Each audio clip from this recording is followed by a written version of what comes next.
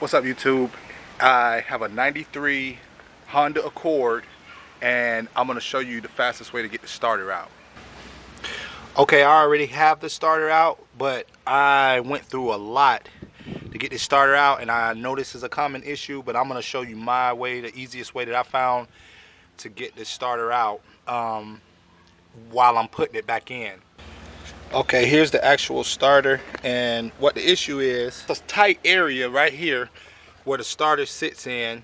And if you have one of these vehicles you're working on, apparently if you're watching this video, this starter sits like this. So the issue is, it's pretty easy to get to this bolt here, but it's hard to get to this bolt in the area that it's in.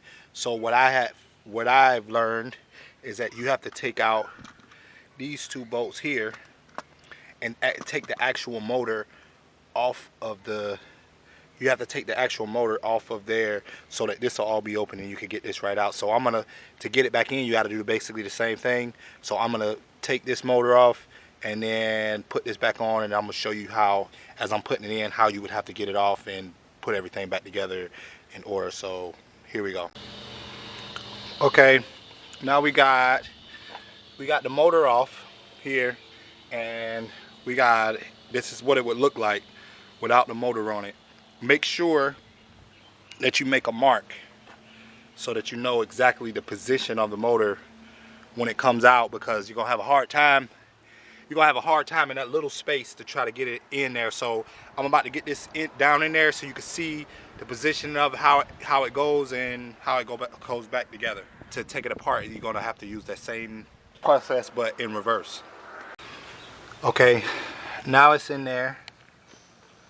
We're in, and see, now you got one of your bolts go here, and one of your bolts are gonna go way back here. If you're working on one of these, you know that that motor is right here, and it's hard to get a wrench down in there in that space. So at this point, we can go on and put it back together. It's just a tight squeeze when you're trying to get the other one out. When you're trying to get the other one out, it's a tight squeeze back there behind that motor, and trying to get a ratchet, unless you got some type of special socket that has a like a swivel on it. But I would imagine you would need more than one swivel, because you got to go around quite a few things to get that wrench down in there.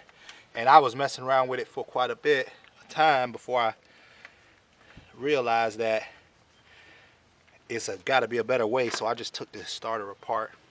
All right, so I'm gonna tighten these bolts back up, and then I'm gonna show you how to get the actual motor back onto the starter.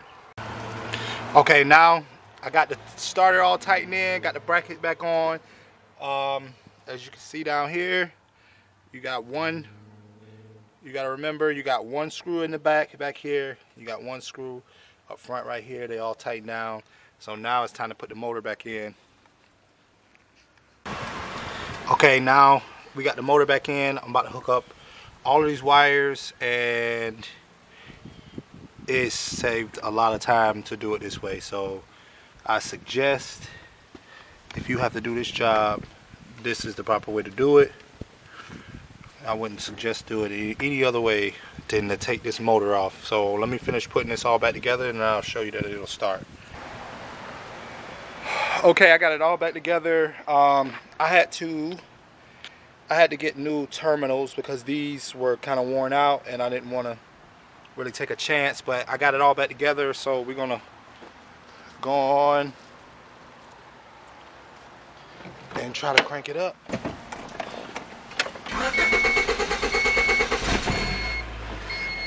And that's that.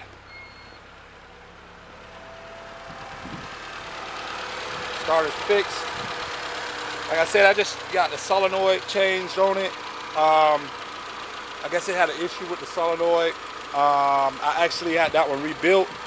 And the battery cables, I got it turned on. So that was pretty much the video. I just wanted to keep this video about how to show how to get that starter out of this vehicle. It runs from like 90 to 93. But that was pretty much the issue. I know that these starters are kind of hard to get out, and if you don't have that certain tool to get to that back bolt, it's a little bit difficult, and I just hope I could have made somebody's job a little bit easier by helping out with that. Man, please don't forget to subscribe, like the video, subscribe to the channel, hit that bell notification so you can get notified when future videos come out. But until next time, peace.